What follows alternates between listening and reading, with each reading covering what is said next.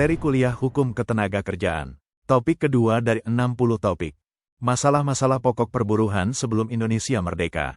Perbudakan. Pada masa kerajaan Hindu, Buddha, dan Islam di Indonesia, meskipun pola hubungan kerja masuk dalam kategori perbudakan, namun para pekerja oleh majikannya umumnya disediakan pemodokan, makanan dan lainnya. Sedangkan pada periode masa Hindia Belanda, perbudakan sangat keji dan tidak berkepri kemanusiaan. Zaman perbudakan adalah zaman di mana orang melakukan pekerjaan di bawah pimpinan orang lain. Ciri yang menonjol adalah buruh atau tenaga kerja tidak mempunyai hak apapun, bahkan hak atas hidupnya juga ditentukan oleh tuannya. Hal yang dipunyai hanya kewajiban bekerja dan mengikuti perintah dan petunjuk tuannya. Yang sangat menyedihkan pada saat itu adalah belum ada peraturan dari pemerintah yang menetapkan bahwa pemeliharaan budak menjadi kewajiban pemiliknya. Baru pada tahun 1817 pemerintah Hindia Belanda mengatur mengenai perbudakan dengan menetapkan peraturan-peraturan sebagai berikut. A. Mengadakan larangan memasukkan budak-budak ke Pulau Jawa. B. Harus diadakan pendaftaran budak. C. Mengadakan pajak atas pemilikan budak. D. Melarang pengangkutan budak yang masih anak-anak. E. Mengadakan peraturan tentang pendaftaran anak budak. Kenyataannya, kelima peraturan tersebut belum dapat merubah nasib para budak. Pada tahun 1825 diadakan perbaikan peraturan yang diharapkan dapat merubah nasib para budak tersebut, yang intinya adalah bahwa hubungan pemilik dan budak tidak terletak pada baik buruknya perlakuan pemilik budak, tetapi terletak pada hakikat hukum perburuhan itu sendiri, yaitu mendudukan mereka pada kedudukan yang merdeka secara yuridis, sosiologis, dan ekonomis. Secara yuridis, berarti budak menjalankan kewajiban dan diberi haknya sesuai dengan ketentuan peraturan yang ada. Sedangkan secara sosiologis, berarti hak dan kewajiban yang diterapkan tersebut diakui dalam masyarakat. Secara ekonomis, berarti hak yang diberikan pada budak tersebut mendapatkan imbalan yang cukup baginya. Mengenai perbudakan ini menggugah Sir Thomas Stamford Raffles, Gubernur Jenderal Inggris, tahun 1811 sampai tahun 1816 Masehi, mendirikan The Java Benevolent Institution tahun 1816. Lembaga ini bertujuan untuk menghapuskan perbudakan. Maksud baik Raffles ini ditentang pemilik budak yang berpendirian bahwa penghapusan perbudakan merupakan pelanggaran terhadap hak para pemilik budak. Pendapat ini dapat mengesampingkan pendapat pihak lain, yang berbunyi perbudakan adalah kezaliman yang besar terhadap kemanusiaan, merendahkan manusia menjadi barang milik. Setelah Indonesia kembali diserahkan kepada Belanda, usaha penghapusan perbudakan yang dirintis oleh Raffles itu mendapat perhatian dari pemerintah Hindia Belanda. Produknya berupa Statblad 1817 nomor 42 yang berisikan larangan untuk memasukkan budak-budak ke Pulau Jawa, dan tahun 1818 ditetapkan pula Undang-Undang Dasar Hindia Belanda, yaitu Regeling Reglement, atau RR, tahun 1818. Berdasarkan pasal 115 Regeling Reglement itu, menetapkan bahwa paling lambat pada tanggal 1 Januari tahun 1860, perbudakan di seluruh Hindia Belanda dihapus. Namun niat baik itu tidak sepenuhnya terwujud. Peruluran mulai terjadi setelah Jampietezun Kowen pada tahun 1621 dan 1622 memporak-porandakan Pulau Banda, semua penduduk dibunuh atau diangkut keluar sebagai budak. Tanah yang menjadi kosong dibagi dalam kebun-kebun dan diberikan kepada bekas pegawai kompeni dan orang lain.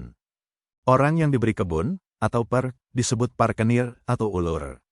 Mereka itu, dengan dibantu oleh orang-orang Cina dan para budak, diharuskan menanam pala yang harus dijual kepada kompeni dengan harga yang ditetapkan oleh kompeni secara sepihak. Wajib menanam dan menjual tanaman tertentu ini kemudian menjadi bagian dari kultur stelsel yang berlangsung sampai dengan tahun 1863. Perhambaan atau pandelingschap yaitu memberikan piutang atau gadai pada seseorang, dan bila tidak dapat mengembalikan, maka si penerima gadai harus bekerja pada pemberi gadai sampai hutang dan bunganya terlunasi. Orang yang diberi gadai tadi diperlakukan sebagai hamba, maka terwujudlah perhambaan. Saat itu, untuk menebus hal yang digadaikan sebagai jaminan selama belum dilunasi bisa diganti dengan penghambaan pada si pemberi gadai. Perhambaan ini bisa dilakukan langsung oleh si penerima gadai atau orang lain yang diserahkan untuk melakukan kerja sebagai hamba pada si pemberi gadai. Sepanjang gadai belum dilunasi, maka perhambaan akan terus dilakukan karena bersifat sebagai jaminan. Pekerjaan yang dilakukan oleh seorang hamba untuk kepentingan orang yang meminjamkan uang itu, bisa juga berfungsi untuk melunasi utangnya ataupun untuk mencicil utangnya, dan ada juga hanya untuk membayar bunganya saja.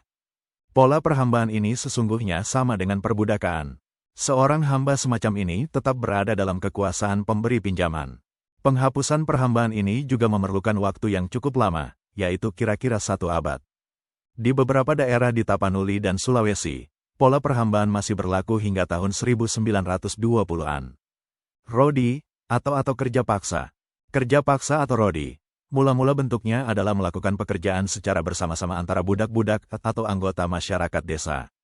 Namun, karena berbagai alasan dan keadaan, kerja bersama tersebut berubah menjadi kerja paksa untuk kepentingan seseorang dengan menerima upah. Kemudian, kepentingan tersebut beralih lagi yakni untuk gubernemen. Misalnya, pekerjaan untuk mendirikan benteng, pabrik gula, jalan raya seperti antara Anyer sampai Panarukan yang biasa disebut Jalan Daendels. Guna melakukan kepentingan tersebut banyak pekerja yang mati. Pada tahun 1813 Raffles berusaha menghapuskan rodi namun usahanya menemui kegagalan. Setelah Indonesia dikembalikan pada Netherlands, kerja rodi bahkan makin diperhebat dan digolongkan menjadi beberapa kelompok yakni A. Rodi gubernemen, yakni budak yang bekerja pada pemerintah Hindia Belanda tanpa bayaran. B. Rodi perorangan, yakni budak yang bekerja pada pembesar-pembesar Belanda atau raja-raja di Indonesia. C. Rodi desa untuk pekerjaan di desa. Proses hapusnya rodi ini memakan waktu yang lama dan pada tahun 1938 rodi baru dapat dihapuskan. Kerja rodi ini sesungguhnya bertentangan dengan ketentuan Stadblad nomor 10 tahun 1819 yang sesungguhnya sudah mengatur masalah hubungan kerja.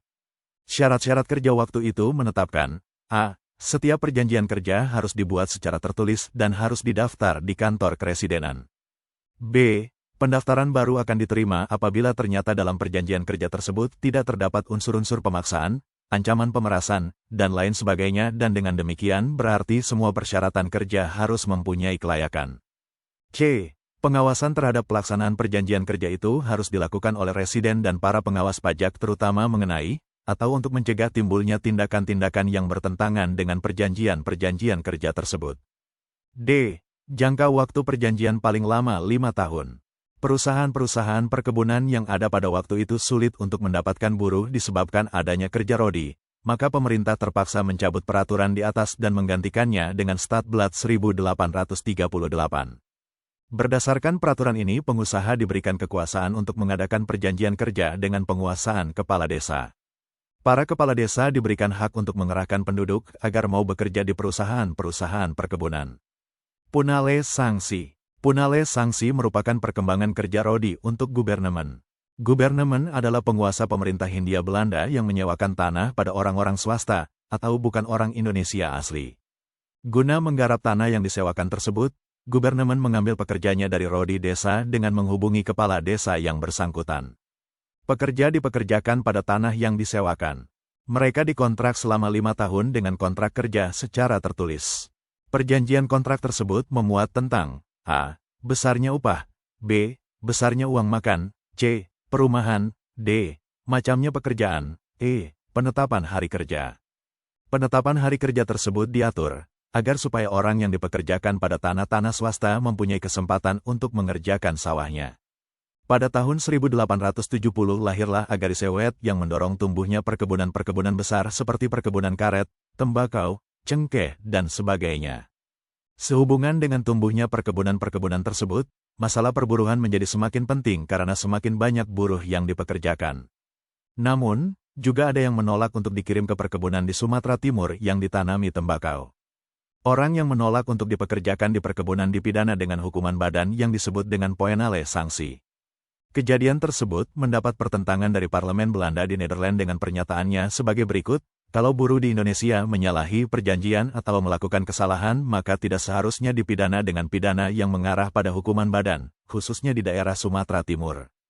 Pernyataan ini kemudian diwujudkan dengan dikeluarkannya Coeli Ordonanti pada tahun 1880, yaitu peraturan yang digunakan untuk buruh jangan sampai diberi pidana yang mengarah pada pidana badan. Maka ketentuan Punale Sanksi berubah yakni apabila pekerja karena meninggalkan atau menolak melakukan pekerjaan tanpa alasan yang dapat diterima dengan pidana denda Rp16 hingga Rp25 atau dengan kerja paksa selama 7 hari hingga 12 hari. Pada tahun 1930 keadaan buruh di Sumatera Timur tambah buruk karena ada pemerasan, penganiayaan dan penyalahgunaan wewenang yang dilakukan penguasa. Kemudian tahun 1904 diadakan atau dibentuk Instansi Pengawasan Perbudakan, atau Arbeitsinspektie. Baru pada tanggal 1 Januari tahun 1942 sanksi lenyap dari dunia perburuhan di perkebunan Indonesia. Itulah topik kedua hukum ketenagakerjaan, yang dimaksudkan membantu para mahasiswa untuk lebih mudah memahami dan menjadi wawasan bagi masyarakat umum. Tutorial dituturkan dan disubtitelkan agar dapat ditonton, dibaca sambil didengarkan. Untuk pemahaman yang lebih baik, putar dan dengarkan video berulang-ulang. Subscribe dan like, agar Anda mendapatkan update video lainnya. Bagikan link video ini, agar teman lain mendapat manfaat dari channel ini. Sampai jumpa.